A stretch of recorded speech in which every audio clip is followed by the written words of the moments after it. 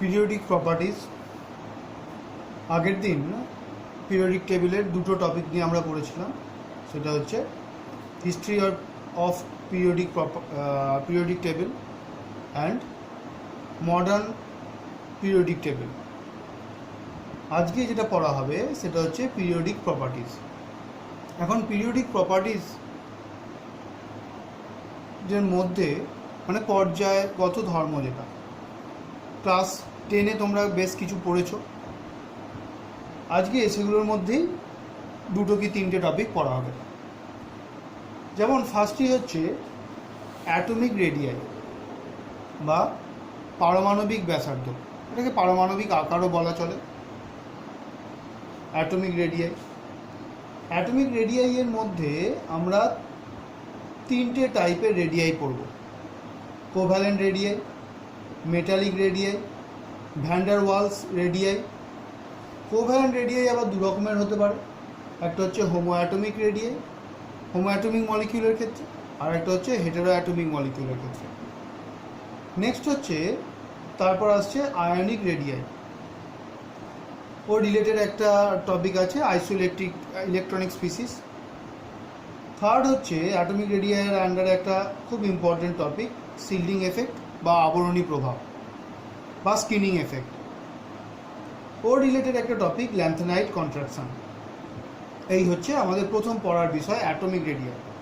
Next যেটা পর্যায়গত ধর্ম সেটা হচ্ছে আয়নাইজেশন পোটেনশিয়াল বা আয়নায়ন বিভব বা আয়নাইজেশন এনার্জি বা আয়নাইজেশন এনথালপি, যে কোনো নামে আমরা বলতে পারি।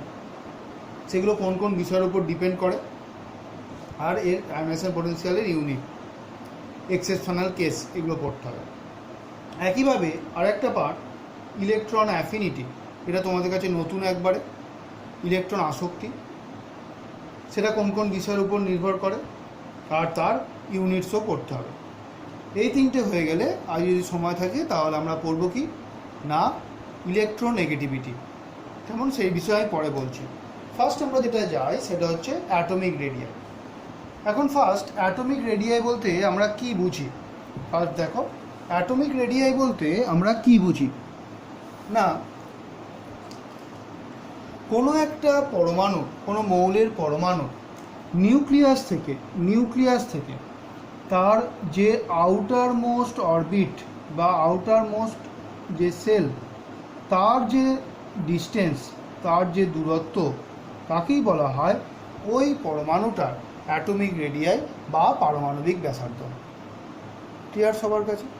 কোনো একটা মৌলের পরমাণুর নিউক্লিয়াস থেকে তার বহিস্থ যে ইলেকট্রন, সর্ববহিস্থ যে ইলেকট্রন, সে যে কক্ষপথে ঘুরছে সেই কক্ষপথের দূরত্বকেই বলা হয় তার পারমাণবিক ব্যাসার্ধ।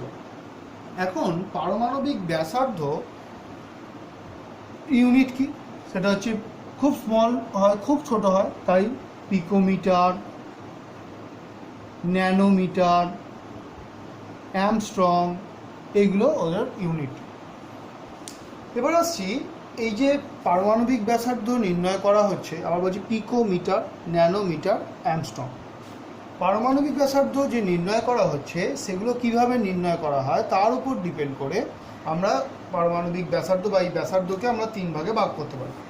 একটা কোভ্যালেন্ট রেডিয়াই মানে সমযোজী ব্যাসার্ধ, একটা মেটালিক রেডিয়াই, আর একটা হচ্ছে van der Waals radii. First আমরা যেটা যাব সেটা হচ্ছে কোভ্যালেন্ট রেডিয়াই ব্যাপারটা কি বা সমযোজী ব্যাসার্ধটা কি। তোমরা ক্লাস 10-এ যেটা পড়েছিলে সেটা কি না, কোনো একটা সমযোজী যৌগে দুটো পরমাণুর মধ্যে সমযোজী বন্ধন হয়, সেখানে কি হয় ইলেকট্রনের দেওয়া নেওয়া হয়।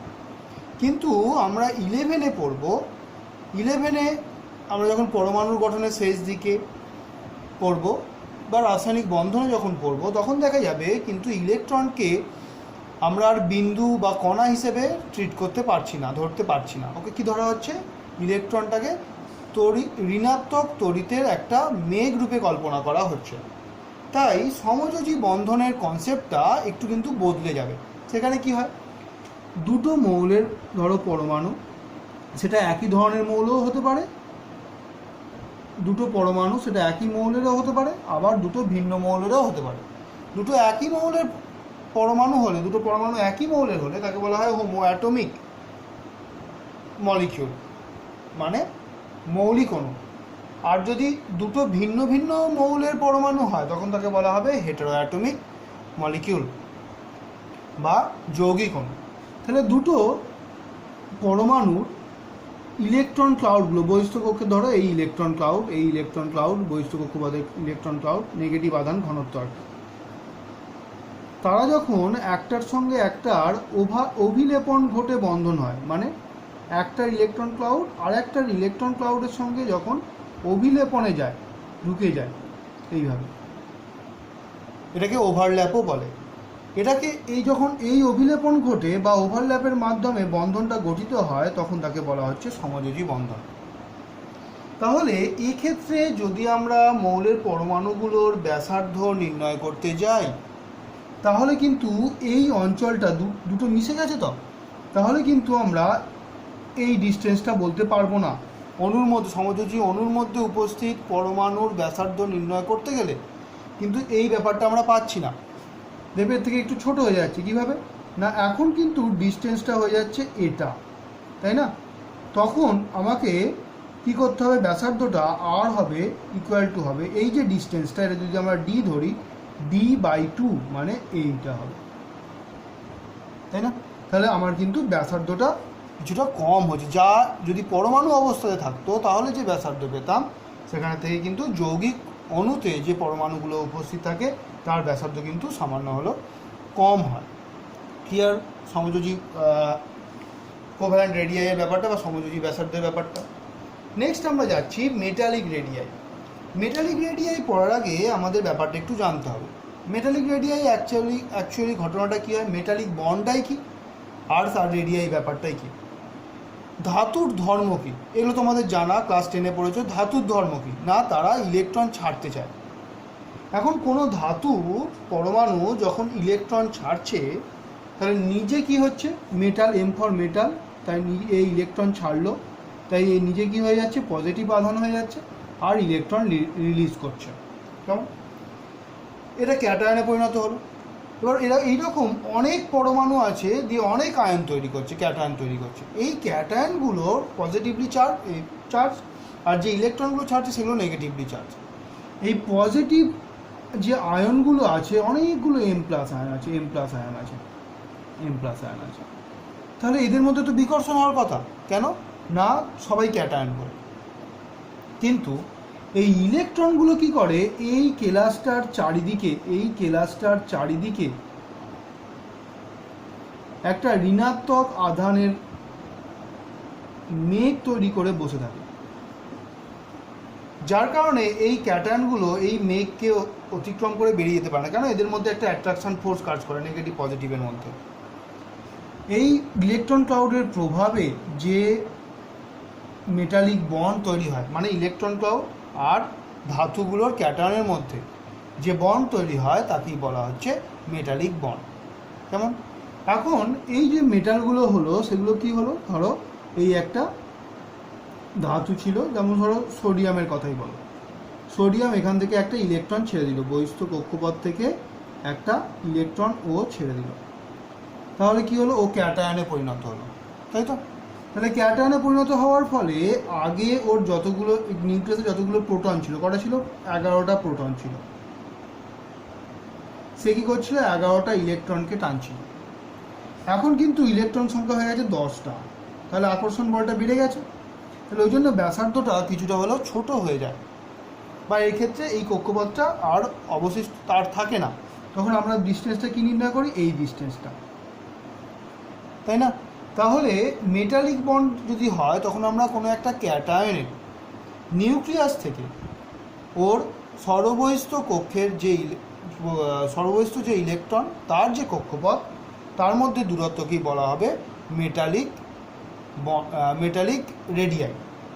তাহলে এই ধারণা থেকে বোঝা যাচ্ছে যে কোভ্যালেন্ট রেডিয়াইয়ের থেকে মেটালিক রেডিয়াই একটু কিন্তু ছোট হয়, ঠিক আছে? কোভ্যালেন্ট রেডিয়াইয়ের থেকে মেটালিক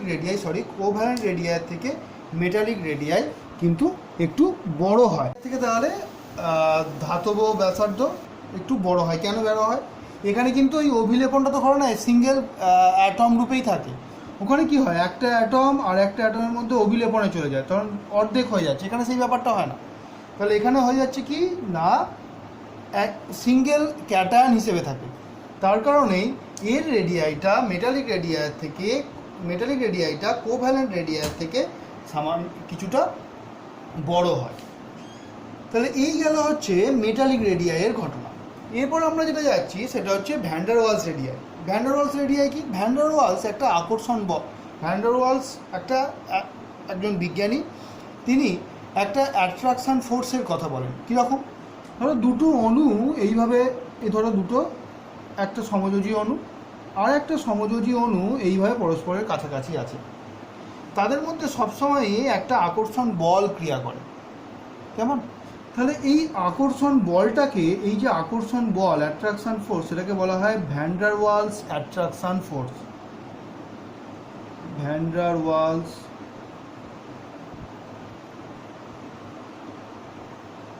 অ্যাট্রাকশন ফোর্স। এখন এই ভ্যান ডার ওয়ালস অ্যাট্রাকশন ফোর্সের মাধ্যমে পরস্পরের কাছাকাছি থাকা দুটো সমযোজী অণুর মধ্যে যে পরমাণুগুলো কাছাকাছি আছে তাদের যে নিউক্লিয়াস জয়ের দূরত্ব, সাপোজ ধরো ভি দিয়ে, ভ্যান ডার ওয়ালস বলে ভি দিয়ে ডিনোট করলাম, যে দূরত্ব তার অর্ধেককে বলা হয় ভ্যান ডার ওয়ালস রেডিয়াই। কেমন? তা দুটো সমযোজী অণু যারা পরস্পরের সঙ্গে ভ্যান ডার ওয়ালস অ্যাট্রাকশন ফোর্সে আবদ্ধ, তাদের মধ্যে দুটো কাছাকাছি থাকা দুটো পরমাণুর, মানে দুটো ভিন্ন অণু, যে নিউক্লিয়াস দ্বয়ের মধ্যে যে দূরত্ব তাকেই বলা হচ্ছে ভ্যান ডার ওয়ালস, তার অর্ধেককে বলা হচ্ছে ভ্যান ডার ওয়ালস ব্যাসার্ধ। তাহলে এখান থেকে ক্লিয়ার যে কোভ্যালেন্ট রেডিয়াই সব থেকে ছোট, তারপরে মেটালিক রেডিয়াই, তারপর হচ্ছে ভ্যান ডার ওয়ালস রেডিয়াই। তাই তো? এবার এই ব্যাপারটা, এবার আমরা যাচ্ছি, এই তিনটে টপিক হলো আমাদের। এবারে যাচ্ছি homo atomic and hetero atomic মলিকিউলের ক্ষেত্রে। যেমন ধরো যদি হোমো অ্যাটমিক মলিকিউল হয় সেম সাইজ, তাহলে দুটো যদি সমযোজী, এই ডিস্টেন্সে যদি আমাদের জানা থাকে, দুটো সমযোজী ব্যাসার্ধ যদি জানা থাকে, যেমন দুটো সমযোজী ব্যাসার্ধ যদি জানা থাকে, তাহলে এদের মধ্যে যে এই যে সমযোজী ব্যাসার্ধ যেটা হবে সেটা কি হবে না, নিউক্লিয়াস দ্বয়ের মধ্যে যে distance D of N, nucleus দ্বয়ের মধ্যে ডিস্টেন্স, তাকে অর্ধেক করলেই আমরা প্রত্যেকটা পরমাণুর সমযোজী ব্যাসার্ধ পেয়ে যাব। তার মানে এখানে সমযোজী ব্যাসার্ধকে 2 দিয়ে গুণ করলেই, তার মানে সমযোজী ব্যাসার্ধকে কোভ্যালেন্ট রেডিয়াইকে যদি আমরা 2 দিয়ে গুণ করি, তাহলে আমরা নিউক্লিয়াস দ্বয়ের মধ্যে দূরত্বটা পেয়ে যাব। কেমন? নিউক্লিয়াস দ্বয়ের মধ্যে দূরত্বটা পেয়ে যাব। কিন্তু যদি হেটেরো অ্যাটমিক মলিকিউল হয় তাহলে কিন্তু এই ঘটনা হচ্ছে না। তাহলে এখানে দেখো, হেটেরো অ্যাটমিক মলিকিউল হলে এই একটা, ধরো সাপোজ ধরো আমরা HCl এর কথা বলছি, তাহলে এই আর এই হচ্ছে হাইড্রোজেন ছোট আর ক্লোরিনের আকার অনেক বড়। তাহলে এর নিউক্লিয়াস এই, তাহলে এখানে যদি আমরা, আচ্ছা এ বি দিয়ে বলা যেতে পারে, এ বি দিয়ে, তাহলে এখানে দুটো নিউক্লিয়াসের মধ্যে ডিস্টেন্সটা ডি অফ এন, সেটা কি হবে, সমযোজী এ এর সমযোজী ব্যাসার্ধ প্লাস বি এর সমযোজী ব্যাসার্ধ। তাই তো? তাহলে যে কোনো একটা সমযোজী ব্যাসার্ধ, সাপোজ ধরো এর যদি সমযোজী ব্যাসার্ধ বড় থাকে আর এটা যদি বড় থাকে, তবেই আমি আর অফ বিটা কিন্তু নির্ণয় করতে পারবো। কেমন? এই রিলেটেড তোমাদের বইয়ে, ছায়ার বইয়ে একটা অঙ্ক আছে, সেই অঙ্কটার কথা আমি বলছি। সেখানে কি বলা আছে, ছায়ার বইয়ে যে অঙ্কটা আছে সেটা হচ্ছে,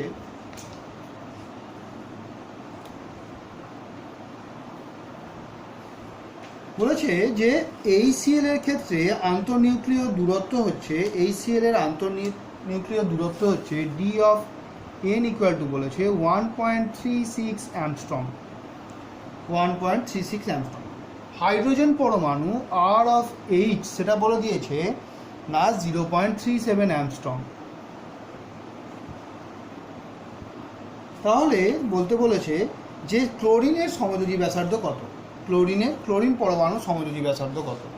যেহেতু এটা হেটেরোঅ্যাটমিক মলিকিউল তাহলে সমযোজী ব্যাসার্ধ ক্লোরিনের কত হবে, RCl ইকুয়াল টু হবে 1.37 মাইনাস 1.36 মাইনাস 0.37 অ্যাংস্ট্রম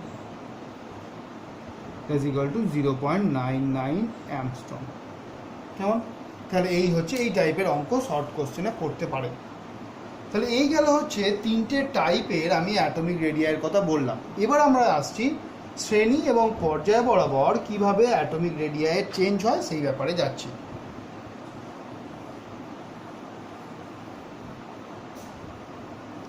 দেখা যাক। দেখো আমি এক্সাম্পল দিয়ে দেখাই। আমরা যে কোনো একটা গ্রুপ আর যে কোনো একটা পিরিয়ডকে ধরে করছি, যেমন hydrogen, lithium, sodium, potassium, rubidium, caesium, francium. আর সোডিয়ামের সিরিজটাই বলি, sodium,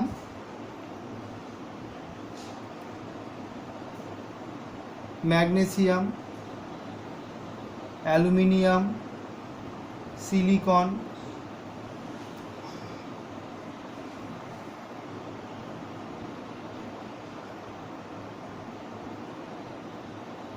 phosphorus, sulphur, chlorine, argon.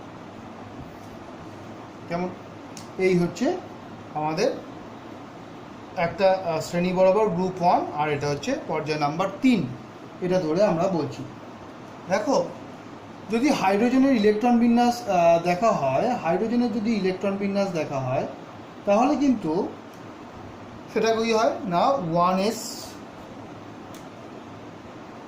1s1। লিথিয়ামের ক্ষেত্রে সেটা কি হচ্ছে, এটা হচ্ছে 1s1। লিথিয়ামের ক্ষেত্রে 1s2, 2s1। এর ক্ষেত্রে আগেরগুলো আমি করছি না, নিয়ন আগের নিষ্ক্রিয় গ্যাস, সে 10 নম্বরে আছে। তারপর করলাম কি 3s1। তুমি এখানেও করতে পারো, এখানে হিলিয়াম লিখতে পারো 2, তারপরে এটা। পটাশিয়ামের ক্ষেত্রে হচ্ছে আর্গন 18, তারপর হচ্ছে 4s1। এর ক্ষেত্রে একইভাবে 5s1, এর ক্ষেত্রে ক্রিপ্টন হবে, এর ক্ষেত্রে জেনন হয়ে 6s1, এর ক্ষেত্রে হবে 7s। তাহলে যত আমরা ওপর থেকে নিচে নামছি তত ধরো একটা করে বাইরে একটা করে কক্ষপথ অ্যাড হচ্ছে, তাই না? 1 নম্বর লাস্ট কক্ষপথ ছিল 1, এটা হচ্ছে 2, এটা হচ্ছে 3, এটা হচ্ছে 4, এটা হচ্ছে 5, এটা হচ্ছে 6, এটা হচ্ছে 7। তাহলে হাইড্রোজেন এটা হলে লিথিয়ামের ক্ষেত্রে আর একটা কক্ষপথ আসছে, এর ক্ষেত্রে আবার একটা কক্ষপথ আসছে, এর ক্ষেত্রে আর একটা কক্ষপথ আসছে। তাহলে যেহেতু ওপর থেকে নিচে যত নামছি তত কক্ষপথের সংখ্যাটা বৃদ্ধি পাচ্ছে। কক্ষপথের সংখ্যা বৃদ্ধি পাওয়ার কারণেই কিন্তু কি হবে না পারমাণবিক ব্যাসার্ধ ক্রমশ বৃদ্ধি পাবে। ঠিক আছে? তাহলে ওপর থেকে নিচে নামলে অ্যাটমিক রেডিয়াই কী করে না ইনক্রিজ করে বৃদ্ধি পায়। নেক্সট আমরা যাচ্ছি, যদি পর্যায় বরাবর বাম দিক থেকে ডান দিকে যাওয়া যায় তাহলে কি হয়।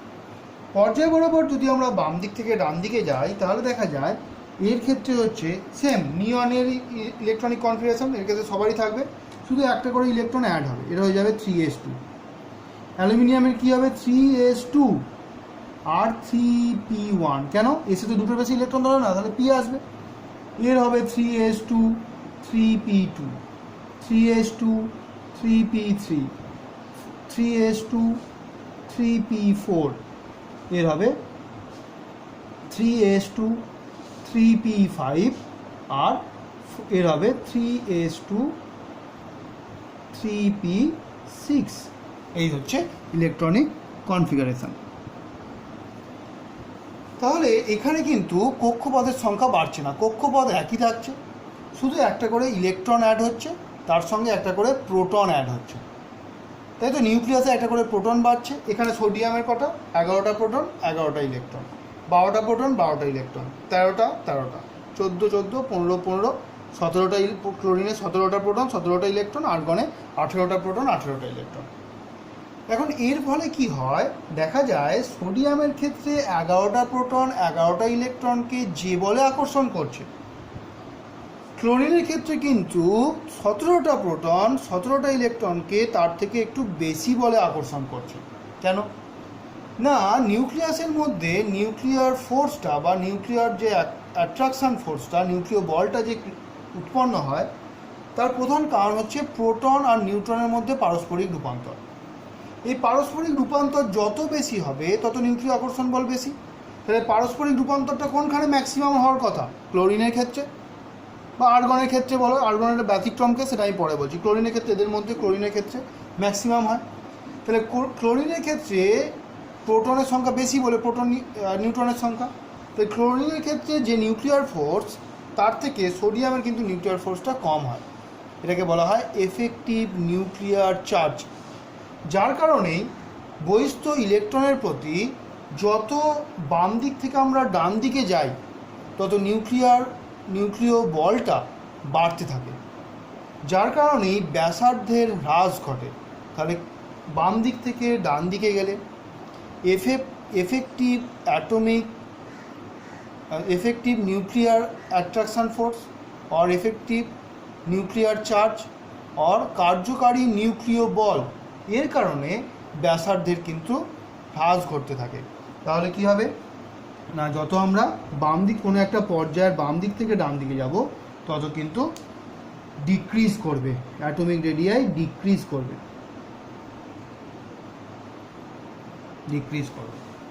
এখন দেখা গেছে, দেখা গেছে যে অ্যাটমিক রেডিয়াই কত হয়? এর হয় 1.54, এর হয় 1.36, এর হয় 1.25, আর সিলিকনের হয় 1.17, এর হচ্ছে 1.1, এর হচ্ছে 1.04, এর হচ্ছে 0.99, আর আর্গনের হয়ে যায় 1.91। সবই কি? সবই হচ্ছে অ্যামস্ট্রং। তাহলে এই পর্যন্ত আমি যে কথাগুলো বললাম, সোডিয়াম থেকে ক্লোরিন পর্যন্ত, দেখো আমার কথা অনুযায়ী মিলে গেছে। যত আমরা বাম দিক থেকে ডান দিকে যাব, তত অ্যাটমিক রেডিয়াই ডিক্রিজ করছে। এখন কোশ্চেন হচ্ছে, তাহলে আর্গনেরটা স্যার কী হচ্ছে? আর্গন দেখো একটা নিষ্ক্রিয় গ্যাস। তাহলে তার ক্ষেত্রে কিন্তু আমরা কোনো সমযোজী ব্যাসার্ধ বা মেটালিক রেডিয়াই, কোভ্যালেন্ট রেডিয়াই আর মেটালিক রেডিয়াই মানে ধাতব ব্যাসার্ধ, এটা নির্ণয় করা হয় না। তার জায়গায় আর্গনের ক্ষেত্রে কি নির্ণয় করা হয় না, ওর ক্ষেত্রে ভ্যান ডার ওয়ালস ব্যাসার্ধ নির্ণয় করা হয়, যেহেতু ও বন্ধন করে না বা ইলেকট্রন ছেড়ে ক্যাটায়নও হয় না। তাই যে আমরা জানি কি, অ্যাটমিক রেডিয়াই বা মেটালিক রেডিয়াইয়ের থেকে ভ্যান ডার ওয়ালস রেডিয়াই অনেকটা বড়, যার কারণে এই ব্যতিক্রমের ঘটনাটা ঘটল। তাহলে এগুলোর ক্ষেত্রে আমরা সমযোজী ব্যাসার্ধ নির্ণয় করছি, কিন্তু আমরা এর ক্ষেত্রে ভ্যান ডার ওয়ালস ব্যাসার্ধ নির্ণয় করছি, তাই এই ব্যতিক্রমটা ঘটে। ক্লিয়ার? তাহলে এই গেল তোমাদের পারমাণবিক ব্যাসার্ধের ব্যাপার স্যাপার। তাহলে ওপর থেকে টপ টু বটম একটা পিরিয়ডে ইনক্রিজ করবে, আর left hand to right hand সাইডে গেলে একটা একটা পিরিয়ডের, আর গ্রুপ ওয়াইজ হচ্ছে ইনক্রিজ, আর period wise left to right হচ্ছে ডিক্রিজ করবে। ব্যাস, এবার আমরা যাচ্ছি আয়নিক রেডিয়াইয়ের ঘটনাতে। তাহলে এটা আমরা হচ্ছে গ্রুপ ওয়াইজ, আর এটা হচ্ছে আমার পিরিয়ড ওয়াইজ, পর্যায়।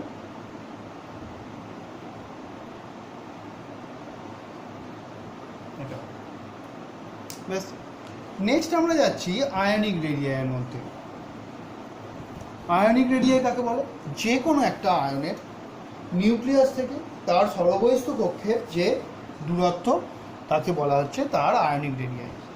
এখন এই জায়গায় এইমাত্র মেটালিক রেডিয়াই পড়ানোর সময় আমি বললাম যখনই ক্যাটায়ন হবে পরমাণু থেকে কিন্তু ক্যাটায়নের ব্যাসার্ধ ছোট হবে। কেন?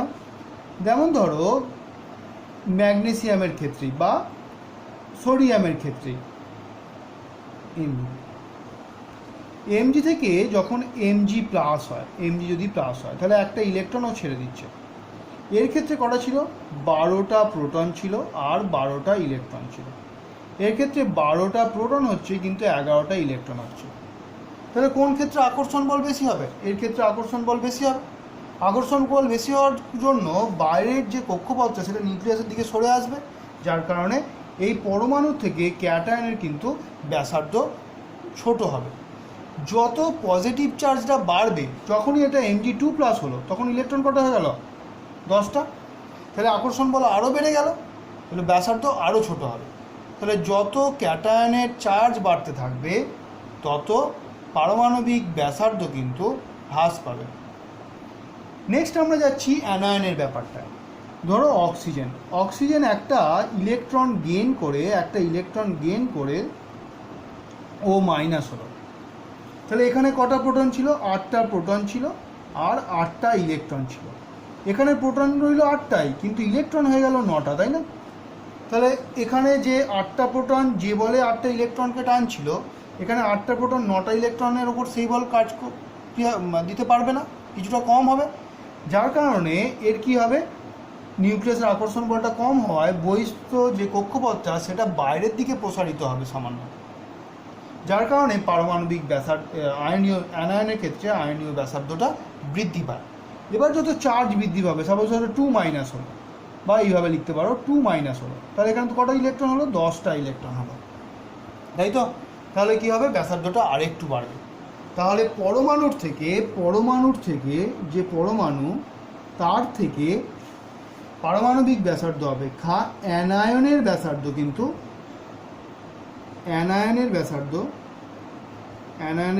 বড়, ক্যাটায়নের ব্যাসার্ধ ছোট। ক্লিয়ার? এবার যাচ্ছি আমরা আইসো ইলেকট্রনিক স্পিসিসের ব্যাপারটা। এটাও ক্লাস 10-এ কিন্তু তোমাদের টেস্ট পেপারে এরকম কোশ্চেন ছিল। দেখো বুঝতে পারো নাকি? যেমন তোমাকে কোশ্চেন দেয় যে এই আয়নগুলোকে বা এই পরমাণুগুলোকে তাদের পারমাণবিক ব্যাসার্ধের বা আয়নীয় ব্যাসার্ধের ক্রমানুসারে সাজাও। কী কী দিল? Na+, Al3+, Mg2+, O2-, F-, N3- আর দিল তোমার নিয়ন দিল। কেমন? এই কটা স্পিসিস তোমাকে দিল। দেখো ভালো করে লক্ষ্য করো, যদি আমরা সব কটাকে সাজাই, আমি ভেঙে দেখাই। Na+, Al3+, আচ্ছা এখানেই দেখাই। এখানে হচ্ছে নাম্বার অফ প্রোটন আমি দেখাচ্ছি, আর এখানে হচ্ছে নাম্বার অফ ইলেকট্রন দেখাচ্ছি। সোডিয়ামের number of proton, oxygen, fluorine, nitrogen, neon. সোডিয়ামের নাম্বার অফ প্রোটন কটা? না 11, কারণ ওদের পারমাণবিক ক্রমাঙ্ক। এর হচ্ছে 13। প্রোটন তো বেরোয় না পরমাণু থেকে, তাই যা পারমাণবিক ক্রমাঙ্ক সেটাই থেকে যাবে, সেটাই ওর প্রোটন, নিউক্লিয়াসে যতগুলো থাকে। এটা হচ্ছে 12, এটা হচ্ছে 8, 9, 7, 10। কেমন? এখানে ইলেকট্রন কটা? 10টা। 11টা ইলেকট্রন ছিল, একটা বেরিয়ে গেছে, প্লাস হয়েছে। এখানেও কটা? 10টা। এখানেও কটা? 10টা। এখানেও কিন্তু 10টা, দুটো ইলেকট্রন নিয়েছে। এখানেও 10টা, এখানেও 10টা, এখানেও 10টা। এর কিছু চার্জই 10টা ইলেকট্রন, 10টা প্রোটন। তো দেখো ইলেকট্রন নাম্বারটা সেম কিন্তু proton number difference. Electron number যদি সেম হয়, প্রোটন নাম্বার যত বাড়বে তত আকর্ষণ বল বেশি, তাহলে ব্যাসার্ধ ছোট। প্রোটন নাম্বার যত কম হবে, আকর্ষণ বল কম, তত ব্যাসার্ধ বড়। তাহলে সব থেকে কম ব্যাসার্ধ কার হবে? সব থেকে কম ব্যাসার্ধ এর, তার মানে Al3+, কারণ সব থেকে বেশি প্রোটন। Al3+ সব থেকে ছোট, এর আয়নীয় ব্যাসার্ধ। তারপর কে? Mg2+, তারপর কে? Na+, তারপর নিয়ন, তারপর F-, তারপর O2-, তারপর N3-। ক্লিয়ার? এবার এই দেখো এই সব কটা স্পিসিসের ইলেকট্রন কিন্তু সেম, তার কারণে এদেরকে বলা হয় আইসো ইলেকট্রনিক স্পিসিস। এরকম আইসোলেট যদি এর মধ্যে পড়ছে না, আইসোলেট্রনিক স্পিসিস কিন্তু কোনো যৌগ এর মধ্যে ঢুকতে পারে। যেমন ধরো NH3, NH3-তে ইলেকট্রন কটা আছে? 7 যোগ 3, 10টা। তাহলে এও কিন্তু Na+-এর সঙ্গে আইসোইলেকট্রনিক স্পিসিস হবে, কিন্তু ব্যাসার্ধের এখানে আসবে না, তাই এটা বলিনি। তাহলে আইসোইলেকট্রনিক স্পিসিস কি? যাদের ক্ষেত্রে সে আয়নই হোক, পরমাণুই হোক, আর যোগ কোনো একটা অণুই হোক, সমান সংখ্যক ইলেকট্রন বর্তমান, তাদেরকে বলা হচ্ছে আইসো ইলেকট্রনিক স্পিসিস। কেমন? তাহলে এই হলো আমাদের আয়নিক রেডিয়াই এবং তার রিলেটেড আইসো ইলেকট্রনিক স্পিসিস যে ঘটনার যে পয়েন্টটা, তার ব্যাখ্যা। নেক্সট আমরা এই অ্যাটমিক রেডিয়াইয়ের একটা ব্যতিক্রমী ঘটনা আমরা পড়ব।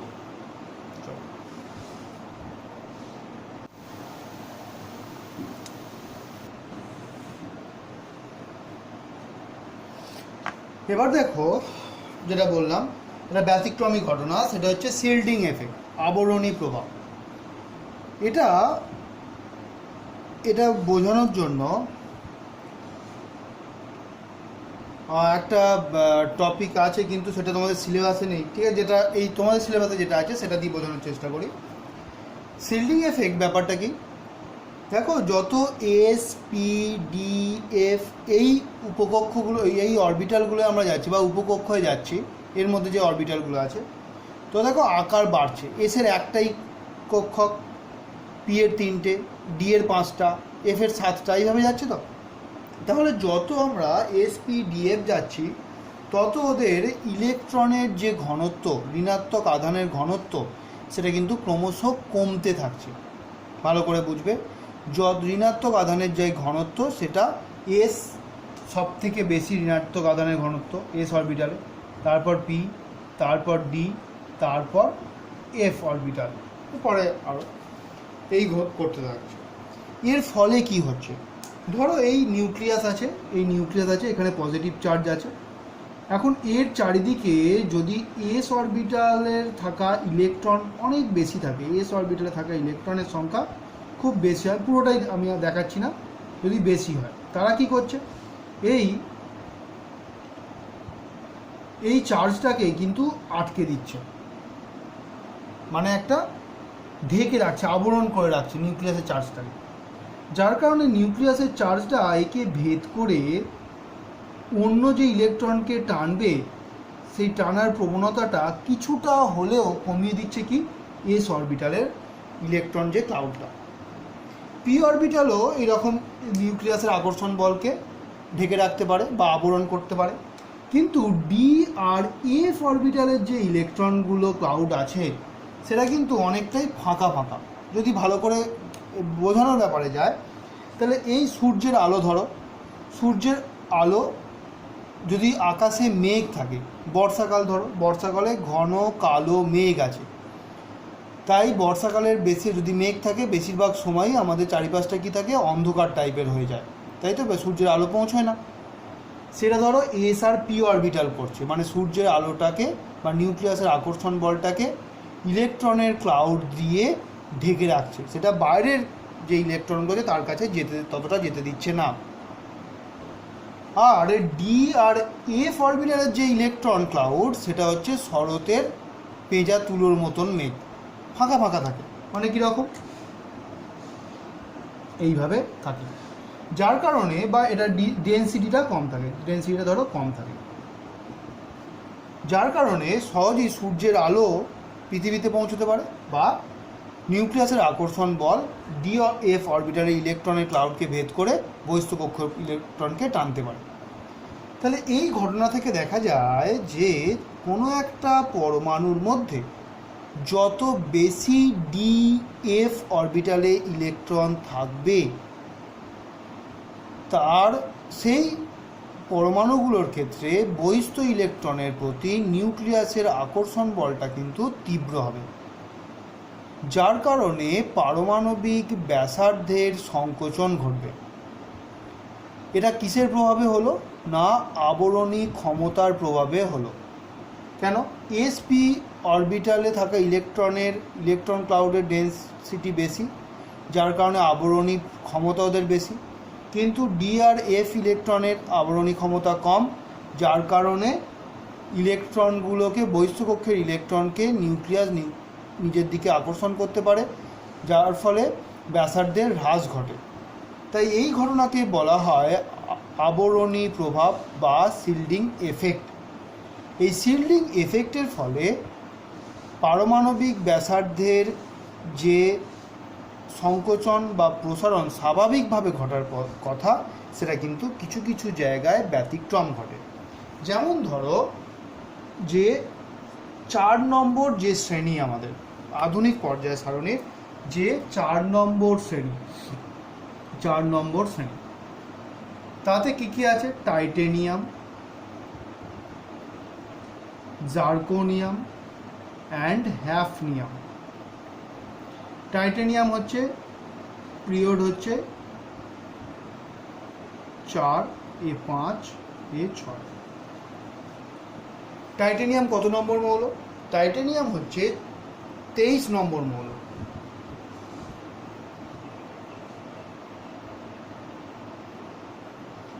তাহলে টাইটেনিয়াম হচ্ছে 22 নম্বর মৌল।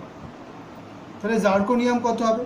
দেখো 4 থেকে যদি আমরা 5-এ যাই তাহলে সেখানে 18 যোগ হয়, আর 5 থেকে 6-এ এলে যেহেতু 6-এর 3 নম্বরটায় এফ ঢুকে যাচ্ছে, তাই এখানে 32 যোগ হবে, তার মানে হবে 72। টাইটেনিয়ামের সাধারণ ইলেকট্রন বিন্যাস কি হয় না, আর্গন 18, তারপর হচ্ছে 3d2 4s2। তাহলে এর কি হবে? 5 নম্বরে 4 নম্বরে কে নিষ্ক্রিয় ধাতু, নিষ্ক্রিয় মৌল আছে ক্রিপ্টন 36, তার সঙ্গে হচ্ছে 4d2 5s2।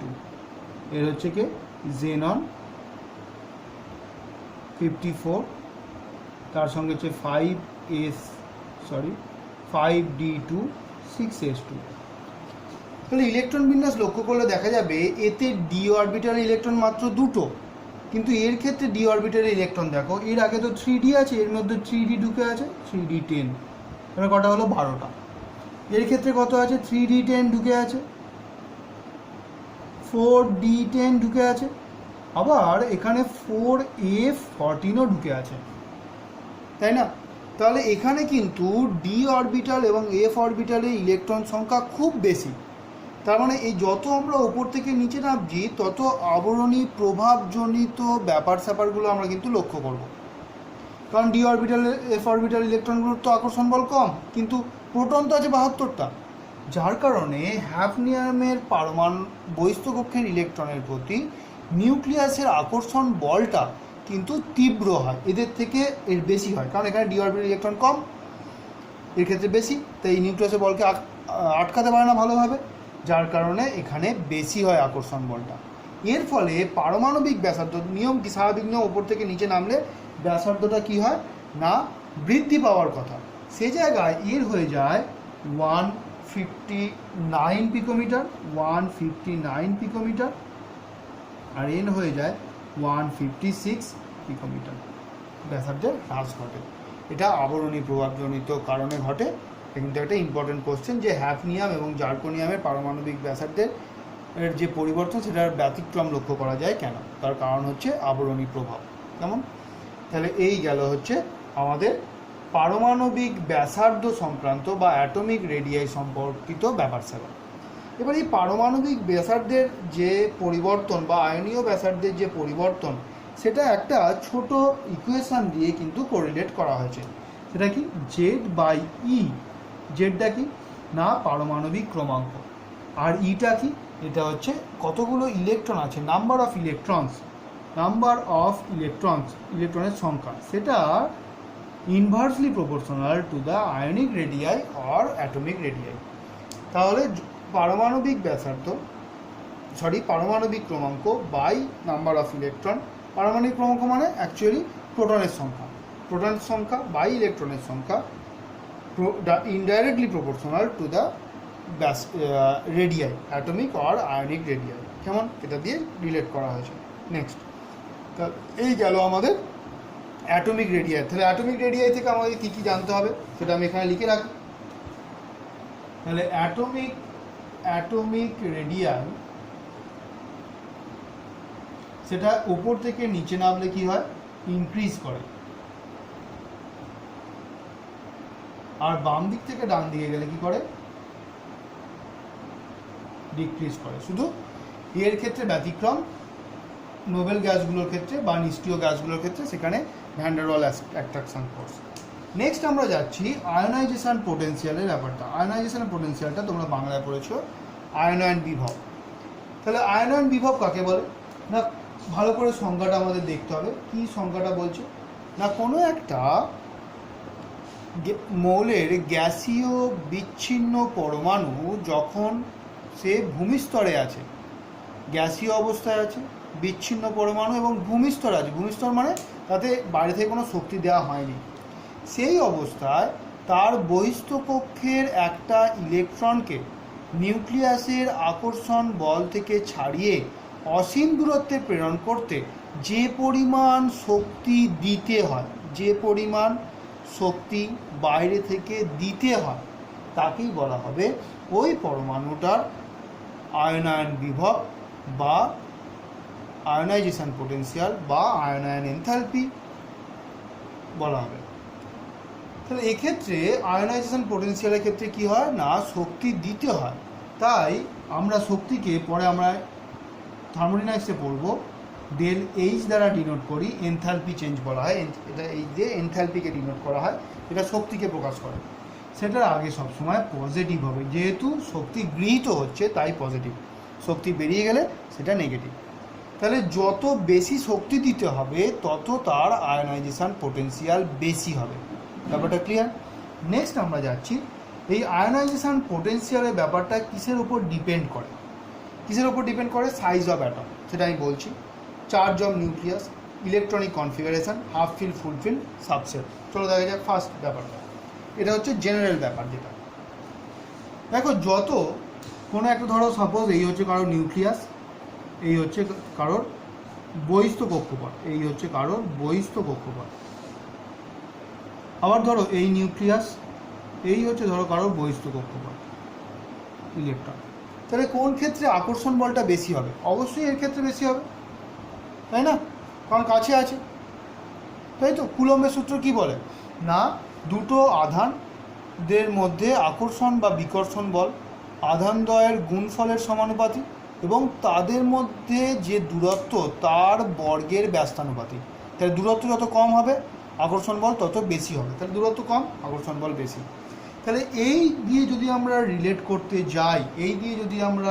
করতে যাই, তাহলে আয়নাইজেশন পোটেনশিয়াল সেক্ষেত্রে কি হবে না, যত আমরা এদিক থেকে এদিকে যাব, মানে কোনো একটা গ্রুপের বাম দিক থেকে ডান দিকে যাব, তত কী হয়, অ্যাটমিক রেডিয়াই কী হয়, কমে। তার মানে নিউক্লিয়াস থেকে বহিস্থ কক্ষের ইলেকট্রনের ডিস্টেন্সটা কমে, তাহলে আকর্ষণ বল বেশি হয়, তাহলে আয়নাইজেশন পোটেনশিয়াল বেশি হবে। কারণ আকর্ষণ বল বেশি থাকলে সেই ইলেকট্রনটাকে তাড়াতে বেশি শক্তি দিতে হবে, তাহলে এখানে কী হবে, ইনক্রিজ করবে। সবই কিন্তু অ্যাটমিক রেডিয়ার ওপরই ডিপেন্ড করে। হ্যাঁ, এটাকে মনে রাখলেই বাকিগুলো হয়ে যাবে। আর উপর থেকে যত নিচে নামবো তত কী হচ্ছে, অ্যাটমিক রেডিয়াই বাড়ছে, তাহলে বহিস্থ কক্ষের ইলেকট্রনের প্রতি নিউক্লিয়াসের আকর্ষণ বল ক্রমশ কমছে, তাহলে এটা ডিক্রিজ করবে। নেক্সট হচ্ছে আয়নাইজেশন পোটেনশিয়ালের সেকেন্ড, যে কোন কোন বিষয়ের উপর ডিপেন্ড করে তার সেকেন্ড পয়েন্টটা দেখো। এই charge of nucleus and electronic configuration of last orbit, এই দুটোকে আমি একসঙ্গে বলছি। কেমন? দেখো, যেমন ক্ষার ধাতুর ক্ষেত্রে, ক্ষার ধাতু কি, লিথিয়াম, সোডিয়াম, পটাশিয়াম, এগুলো। যেমন ধরো সোডিয়ামের ক্ষেত্রে, সোডিয়ামের ক্ষেত্রে কি হয় না, সোডিয়ামের ইলেকট্রন বিন্যাস হচ্ছে 1s2, 2s2, 2p6, 3s2। এখন দেখো, এ যদি একটা ইলেকট্রন ছেড়ে দেয় তাহলে Na+ হবে, আর একটা ইলেকট্রন ছেড়ে দিয়েছে, তাহলে ইলেকট্রন বিন্যাস হবে 1s2, 2s2, 2p6, যেটা কি না নিয়নের ইলেকট্রন বিন্যাস, তাই তো? তাহলে দেখো এই তো স্টেবল ইলেকট্রনিক কনফিগারেশন পেয়ে যাচ্ছে।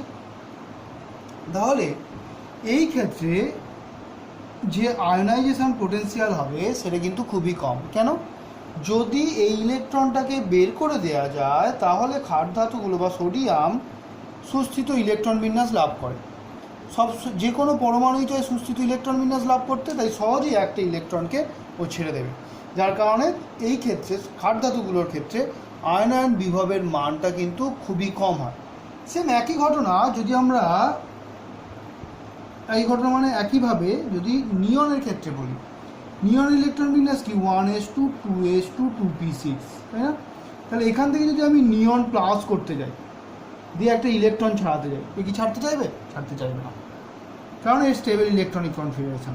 তার জন্য এখানে প্রচুর পরিমাণে তাপ দিতে হবে, তবেই নিয়ন প্লাসে পরিণত হবে। সেটা প্রায় দেওয়া সম্ভব নয়, ওই জন্যই নিষ্ক্রিয় গ্যাসগুলো আয়নে পরিণত হয় না। তাই ইলেকট্রনিক কনফিগারেশনের ওপর কিন্তু আয়নাইজেশন পোটেনশিয়াল ডিপেন্ড করছে। যদি স্টেবল ইলেকট্রনিক কনফিগারেশন হয় তাহলে আয়নাইজেশন পোটেনশিয়াল খুব বেশি হয়, আর যদি আনস্টেবল হয়, যদি ইলেকট্রন ছাড়লে স্টেবল পায়, তাহলে কিন্তু আয়নাইজেশন পোটেনশিয়ালের মান খুব কম হয়। নেক্সট টপিকে আমরা নেক্সট একটা পয়েন্টে যাচ্ছি। দেখো, সেটা হচ্ছে এই Na+ হওয়ার পর যদি আমরা আবার একটা ইলেকট্রন ছাড়াতে চাই, Na2+ করতে চাই আর ইলেকট্রন ছাড়তে চাই, তাহলে এখানেও শক্তি দিতে হবে। ইলেকট্রন ছাড়ছে, তার মানে এটাও আয়নাইজেশন পোটেনশিয়াল। তাহলে এটাকে বলা হবে ফার্স্ট আয়নাইজেশন পোটেনশিয়াল, এটাকে বলা হবে সেকেন্ড আয়নাইজেশন পোটেনশিয়াল। এখন সেকেন্ড আয়নাইজেশন পোটেনশিয়ালটা কিন্তু ফার্স্ট আয়নাইজেশন পোটেনশিয়ালের থেকে বেশি হবে। কেন? দেখো, এটা স্টেবল ইলেকট্রনিক কনফিগারেশন, তাহলে সেটাকে তো আমরা ভাঙতে চাইছি। তাহলে স্টেবল ইলেকট্রনিক কনফিগারেশনকে যদি ভাঙতে হয়, সেটা চাইবে না পরমাণু, যার জন্য আমাকে প্রচুর পরিমাণে শক্তি দিয়ে এটাকে ভাঙতে হবে।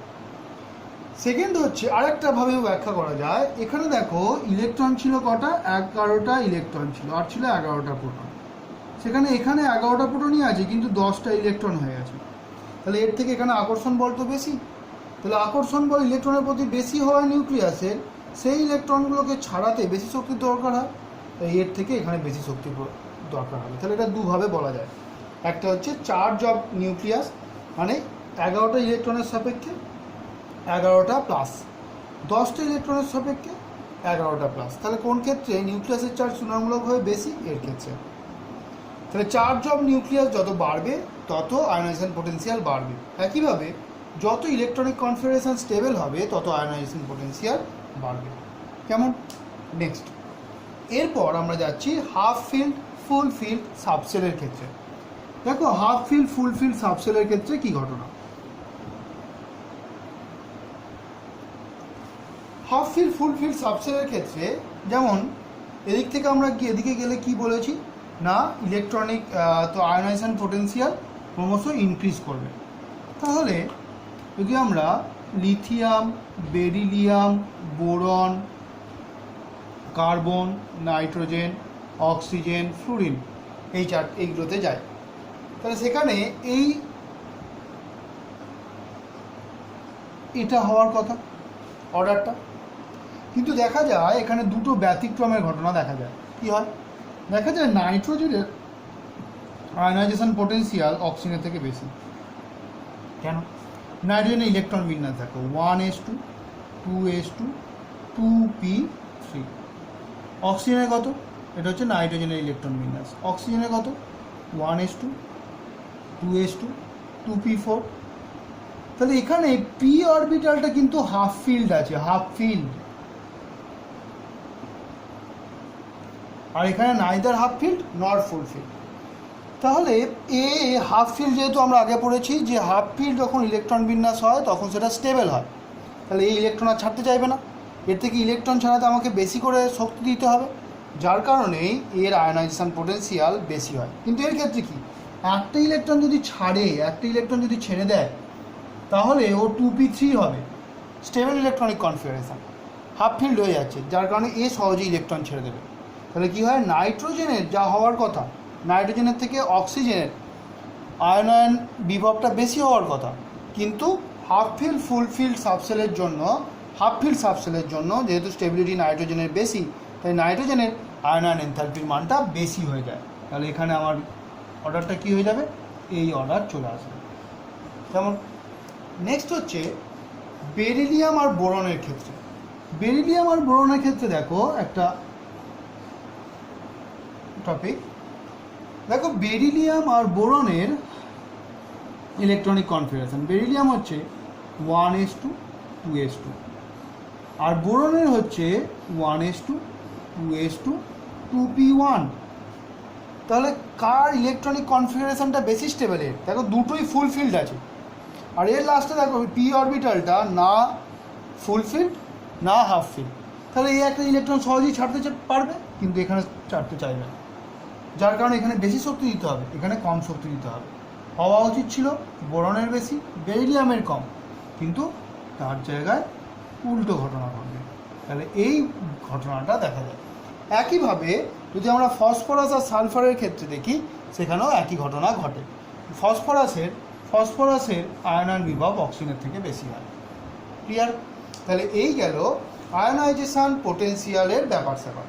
আয়নাইজেশন পোটেনশিয়ালের আর একটা পয়েন্ট আমি বলি, যেটা তোমরা এস ব্লক এলিমেন্টে আমরা পড়েছি, সেই ব্যাপারটা বলি। এস ব্লক এলিমেন্টে আমি যে নোটস দিয়েছিলাম সেখানে কোশ্চেনটা আছে, দেখো। যেমন বলা হয়েছে ক্ষার ধাতুগুলোর প্রথম আয়নায়ন বিভবের মান ক্ষারীয় মৃত্তিকা ধাতুর অপেক্ষা কম, কিন্তু দ্বিতীয় আয়নায়ন এনথালপির মান ক্ষারীয় মৃত্তিকা ধাতুর অপেক্ষা বেশি কেন? চলো একটা ক্ষার ধাতু নেওয়া হোক, ক্ষার ধাতু সোডিয়াম, সেখান থেকে কি হচ্ছে, Na+ হচ্ছে। কেমন? তাহলে এর হচ্ছে 1s2 2s2 2p6 3s1, সেখান থেকে 1s2 2s2 2p6, তাহলে আয়নাইজেশন পোটেনশিয়াল 1। তাহলে এখান থেকে এটাতে গেলে স্থায়ী ইলেকট্রনিক কনফিগারেশন পাচ্ছে, যার কারণেই স্থায়ী ইলেকট্রন কনফিগারেশন পাওয়ার কারণেই এটা থেকে সহজেই এতে যাচ্ছে। অন্যদিকে Mg এর কথা যদি দেখো, 1s2 এটা ক্ষারীয় মৃত্তিকা ধাতু, 2s2 2p6 3s2, এসটা তো ফুল ফিল্ড আছে, তাহলে এ কিন্তু সোডিয়ামের মতন সহজে ইলেকট্রন ছাড়বে না, এখানে কিন্তু তাপটা আরও বেশি দিতে হবে। তাই IP1 of Mg is greater than IP1 of sodium। বুঝতে পারলে? সেটা একই মানে ক্ষার ধাতু, আর আমি এক্সাম্পল দিয়ে বললাম ক্ষার ধাতুগুলোর করসপন্ডেন্ট ক্ষার ধাতু, যেমন সোডিয়ামের সঙ্গে ম্যাগনেসিয়াম, পটাশিয়ামের সঙ্গে ক্যালসিয়াম, সেরকম সবসময় ফার্স্ট আয়নাইজেশন পোটেনশিয়ালটা কার বেশি হয় না ক্ষারীয় মৃত্তিকা ধাতুর। কেমন? নেক্সট হচ্ছে এর পরের স্টেপে যদি দ্বিতীয় আয়নায়ন বিভবের কথায় যাই, তাহলে দেখো সোডিয়াম প্লাস থেকে আমায় কী করতে হবে, সোডিয়াম 2+, এর স্থায়ী ইলেকট্রনিক কনফিগারেশন। তাহলে এ তো চাইবে না এখানে যেতে, ইলেকট্রন ছাড়তে চাইবে না, কিন্তু এ সহজেই এর কী হয়েছে 3s1 হয়েছে, এ সহজেই আরেকটি ইলেকট্রন ছেড়ে দিয়ে এই কনফিগারেশনটা পেতে চাইবে। তাহলে Mg2+ হবে, নিয়নের ইলেকট্রন বিন্যাস 1s2 2s2 2p6 হয়ে যাবে, এটা IP2। তাহলে কোন পদ্ধতিটা সহজ?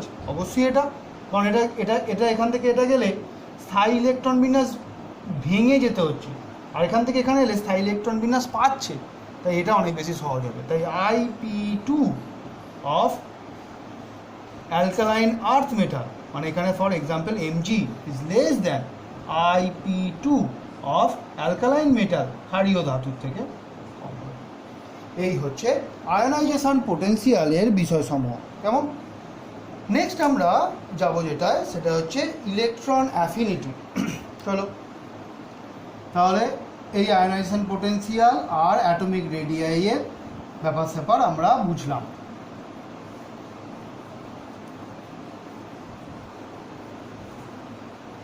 নেক্সট আমরা যেটায় যাব সেটা হচ্ছে ইলেকট্রন অ্যাফিনিটি। এখন ইলেকট্রন অ্যাফিনিটি কাকে বলে? ইলেকট্রন অ্যাফিনিটি হচ্ছে কোনো একটা গ্যাসীয় বিচ্ছিন্ন পরমাণু যা কিনা ভূমিস্তরে আছে, সেই অবস্থায় অসীম দূরত্ব থেকে কোনো একটা ইলেকট্রনকে ওই পরমাণুটার সর্ববহিস্থ কক্ষে যদি নিয়ে আসা হয়, তাহলে যে পরিমাণ শক্তির নির্গমন ঘটে তাকে বলা হয় ওই পরমাণুটার ইলেকট্রন অ্যাফিনিটি। তাহলে আয়নাইজেশন পোটেনশিয়ালে কী হচ্ছিল না, শক্তি দিতে হচ্ছিল, আর এখানে কি হয়, শক্তি বর্জিত হয়। কেন বর্জিত হয়? দেখো বলেছিলাম যে নিউক্লিয়াস থেকে যত দূরে যাব তত কী হয়, কক্ষপথগুলোর শক্তিস্তর বাড়তে থাকে। তাহলে অসীম দূরত্ব থেকে যদি কোনো এখানে ইলেকট্রন আসে, তাহলে এখানে তার যা শক্তি ছিল এখানে এলে তার শক্তি কমে গেল, তাহলে বাকি শক্তিটা কী হলো, বাকি শক্তিটাই বর্জিত হলো। কেমন? তাহলে ইলেকট্রন অ্যাফিনিটিতে কিন্তু শক্তির মানটা কী হয়, নেগেটিভ হয়। এখানে del H equal to negative হয়, হলো। এখন del H equal to negative হচ্ছে, তার কারণ হচ্ছে শক্তি বর্জিত হয় বলে। এখন ইলেকট্রন অ্যাফিনিটি কোন কোন বিষয়ের উপর নির্ভর করে, মানে ইলেকট্রন অ্যাফিনিটি মানে অসীম দূরত্ব থেকে কোনো একটা ইলেকট্রন পরমাণুর বহিস্থ কক্ষে প্রবেশ করছে। এখন ইলেকট্রনটাকে আকর্ষণ করছে কে? অবশ্যই নিউক্লিয়াস। তাহলে নিউক্লিয়াস থেকে অসীম দূরত্বে থাকা ইলেকট্রনের দূরত্ব যত কম হবে তত ইলেকট্রন আসক্তি বেশি হবে। কেমন? তাহলে দেখো, যত পর্যায় সারণীর যত কোনো একটা পর্যায়ের বাম দিক থেকে ডান দিকে যাওয়া যায় তত কি হয়, পারমাণবিক ব্যাসার্ধ হ্রাস পায়। তাহলে সেই পরমাণু যত বাম দিক থেকে ডান দিকে যাচ্ছি তত নিউক্লিয়াস থেকে বহিস্থ যে পরমাণুর বাইরে থাকা ইলেকট্রনের দূরত্ব তত কমতে থাকছে, যার কারণে ইলেকট্রন অ্যাফিনিটি মানে ওই ইলেকট্রনটাকে নিউক্লিয়াস দ্বারা আকর্ষণ করার যে প্রবণতা সেটা ক্রমশ বৃদ্ধি পাচ্ছে। তাহলে এটা কি হবে না, ইনক্রিজ করবে। আর যত ওপর থেকে নিচে নামবো তত কি হবে না, ডিক্রিজ করবে, কারণ আকার বাড়ছে। এটা হচ্ছে জেনারেল ব্যাপার স্যাপার। কেমন? এর ক্ষেত্রেও কিন্তু ব্যতিক্রমের ঘটনা আছে। কীরকম? যেমন ধরো সাইজ অফ অ্যাটম দিয়ে আগে বলছি। যেমন ব্যতিক্রমের ঘটনা হচ্ছে, দেখো, ফ্লুরিন, ক্লোরিন, ব্রোমিন, আয়োডিন। এটা খুব ইম্পর্টেন্ট কোশ্চেন, 12-এও এই কোশ্চেনটা পড়ে। আর্সেটাইন আছে, ওটা নিয়ে বলছি না, যেহেতু ওটা তেজস্ক্রিয় মৌল। ফ্লুরিনের ইলেকট্রন বিন্যাস হচ্ছে 1s2 2s2 2p5। এর মাঝেগুলো লিখছি না, এর হচ্ছে 3p5, এর হচ্ছে 4p5, এর হচ্ছে 5p5। তাহলে এমনি অর্ডার অনুযায়ী কী হওয়ার কথা, ইলেকট্রন অ্যাফিনিটি এটা হওয়ার কথা, তাই না? ফ্লুরিন থেকে যত আয়োডিনের দিকে যাব তত কী হবে না, ইলেকট্রন অ্যাফিনিটি ডিক্রিজ করবে। কিন্তু দেখা যায় ফ্লুরিন আর ক্লোরিনের ক্ষেত্রে ব্যতিক্রম ঘটনা। কী ঘটনাটা না, ফ্লুরিনের ইলেকট্রন অ্যাফিনিটিটা ক্লোরিনের থেকে কম হয়। কেন এই ঘটনা ঘটে? তার কারণ হচ্ছে পরমাণুর আকার। ফ্লুরিনের বাড়তি কোনো কক্ষক নেই, কিন্তু দেখো এর কিন্তু 3Dটা বাড়তি আছে। 2 এর তো ডি হয় না, 3Dটা কিন্তু বাড়তি হয়ে আছে। তাহলে ইলেকট্রন ঘনত্ব কার বেশি? Electron density of electron of fluorine is very greater than chlorine electron density of chlorine। কেমন? তাহলে ইলেকট্রন ডেন্সিটি যদি ফ্লুরিনের খুব বেশি হয়, এবার ইলেকট্রন আসক্তি, তাহলে বাইরে থেকে ইলেকট্রন ঢুকছে, তাহলে এর ইলেকট্রন ডেন্সিটি সেও নেগেটিভ চার্জ, মাইনাস চার্জ, এরও মাইনাস, কিন্তু এখানে ঘনত্বটা কম, এখানে বেশি। তাহলে ফ্লুরিন পরমাণু আর ক্লোরিন পরমাণুর মধ্যে কোন ক্ষেত্রে বাইরে থেকে আগত ইলেকট্রনটা সেও নেগেটিভ চার্জ, কোন ক্ষেত্রে বাইরে থেকে আগত ইলেকট্রনটা বেশি বিকর্ষণ বল অনুভব করবে না, ফ্লুরিনের ক্ষেত্রে, কারণ ওর নেগেটিভ আদান ঘনত্বটা খুব বেশি। তার কারণে ক্লোরিনের অপেক্ষা ফ্লুরিনে ইলেকট্রন ঢুকতে অধিক বাধার সম্মুখীন হবে, যার কারণে ফ্লুরিনের ক্ষেত্রে ইলেকট্রন আসক্তির মান খুব কম হয়। মানে এখানে যে এনার্জিটা বেরোয় তার মানটা খুব কম। তার মানটা খুব কম কেন? এই যে ইলেকট্রন ঢুকতে যে বাধা দিচ্ছে পরমাণুটা, সেই বাধাকে অতিক্রম করার জন্য বাইরে থেকে শক্তি দিতে হচ্ছে। তাহলে দুটো যোগ বিয়োগ করলে বাইরে থেকে যে শক্তিটা দিচ্ছি সেটা পজিটিভ, আর যে শক্তিটা নির্গত করছে সেটা নেগেটিভ, দিয়ে করলে সেটা কি হয়, তার মানটা কমে যায়। কিন্তু ক্লোরিনের ক্ষেত্রে বাইরে থেকে শক্তি দিতে হয় না, এটা ঢুকছে, সেই ইলেকট্রনে ঢোকার ফলে শক্তি যেটা নির্গত হচ্ছে সেটাই ওর ইলেকট্রন অ্যাফিনিটি, যার কারণে এর নেগেটিভ মানটা এর নেগেটিভ মানের থেকে বেশি হয়। নেগেটিভ মান, বারবার কথা, নেগেটিভ মানটা কিন্তু শুধুমাত্র ইলেকট্রন যে এনার্জি ছাড়ছে সেটা বোঝানোর জন্য, মানে মাইনাস, ধরো ফ্লুরিনের ক্ষেত্রে -2.5 হলো কিলোজুল পার মোল, আর এর ক্ষেত্রে হলো -4.5 কিলোজুল, সাপোজ বলছি, আমি মান বলছি না, এটা মোল। তার মানে এই নয় যে এর ক্লোরিনেরটা কম এরটা বেশি, তা নয়, কিন্তু মাইনাস মানটা দিয়ে কোনো ভ্যালু বোঝানো হবে না, মাইনাস মানটা শুধু বোঝাচ্ছে যে শক্তিটা নির্গত হয় এটা বোঝানোর জন্য। ক্লিয়ার? তাহলে এই হচ্ছে এর একটা ব্যতিক্রমের ঘটনা, যেটা কিসের ওপর ডিপেন্ড করলো না, size of the atom. Size যত ছোট হবে তত কিন্তু সাইজ যত ছোট হবে সেটা হচ্ছে যত ইলেকট্রন আসক্তি বেশি হওয়ার কথা, কিন্তু ইলেকট্রন ঘনত্বের ওপরও ডিপেন্ড করে। ইলেকট্রন ঘনত্ব যদি খুব বেশি হয়ে যায় তখন কিন্তু ইলেকট্রন আসক্তি কম হয়ে যায়, সেইটা ব্যতিক্রমের ঘটনাটা এখানে বলা হলো। নেক্সট আমরা যাচ্ছি ইলেকট্রনিক কনফিগারেশনের ব্যাপারে। যেমন ধরো বলা হয় নিষ্ক্রিয় যে গ্যাসগুলো তাদের ইলেকট্রন আসক্তি ধনাত্মক। মানে কি, নিষ্ক্রিয় গ্যাসগুলোর ক্ষেত্রে যদি আমরা ইলেকট্রন ঢোকাতে যাই তাহলে শক্তি যে পরিমাণ নির্গত হয় তার থেকে বেশি শক্তি আমাকে দিতে হয়। কেন? নিষ্ক্রিয় গ্যাসগুলোর ইলেকট্রন বিন্যাস সুস্থিত, তাদের কক্ষপথ ইলেকট্রন দ্বারা অষ্টকপূর্ত বা হিলিয়ামের ক্ষেত্রে পূর্ণ আছে। তারা তো চাইবে না ইলেকট্রন গ্রহণ বা বর্জন করতে, তাহলে জোর করে যদি আমাকে ইলেকট্রন ঢোকাতে হয় তাহলে বাইরে থেকে আমাকে শক্তি অ্যাপ্লাই করতে হয়, সেই প্রযুক্ত শক্তিটা কিন্তু যে শক্তি নির্গত হয় তার থেকে অনেক বেশি। তাই নিষ্ক্রিয় গ্যাসগুলোর ক্ষেত্রে দেখা যায় শক্তির ইলেকট্রন অ্যাফিনিটির মান বা ইলেকট্রন আসক্তির মান কিন্তু ধনাত্মক হয়ে যাবে। যেমন এই হচ্ছে ইলেকট্রন আসক্তির ব্যাপার স্যাপার। এখন ইলেকট্রন আসক্তি আর আয়নাইজেশন পোটেনশিয়াল দুজনেরই একক হচ্ছে সেম, কি না কিলোজুল পার মোল আর কিলো ক্যালোরি পার মোল। এই হচ্ছে এখানকার এই ইলেকট্রন অ্যাফিনিটি পর্যন্ত এর হচ্ছে আমাদের টপিকটা। নেক্সট আমরা যাই যে ইলেকট্রো নেগেটিভিটি, বা তার আগে আমি ধাতব ধর্ম অধাতব ধর্মটা বলে দিই, পরের দিন ইলেকট্রোনেগেটিভিটি নিয়ে আলোচনা হবে। তাহলে আমরা যাচ্ছি ডি তে হচ্ছে metallic and non metallic character.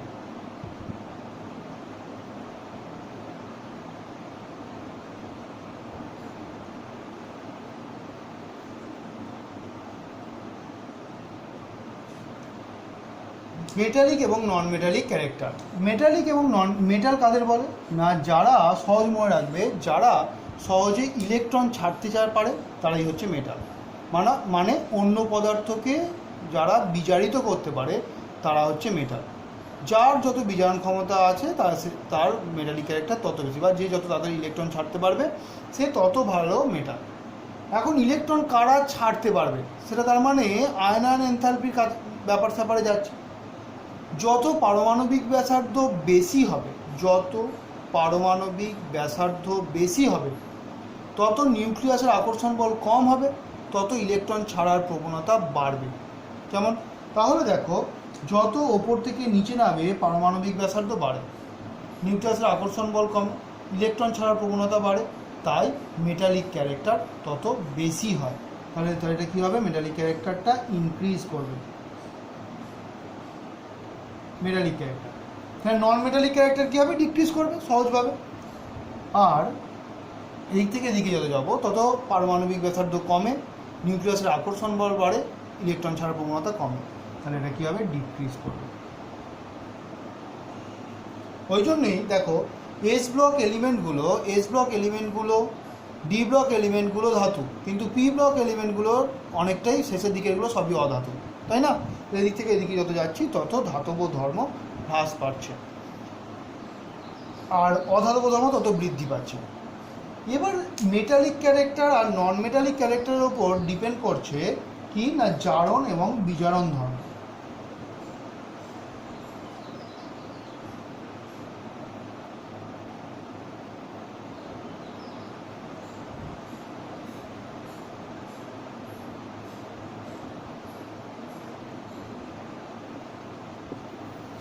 অক্সিডেটিং and reducing property, তাহলে রিডিউসিং প্রপার্টির সঙ্গে কে রিলেটেড না মেটালিক ক্যারেক্টার। দেখো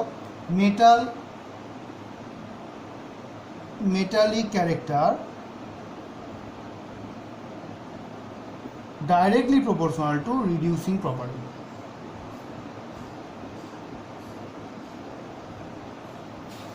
তাহলে মেটালিক ক্যারেক্টার ওপর থেকে নিচে ইনক্রিজ করে আর এর থেকে এদিকে ডিক্রিজ করে।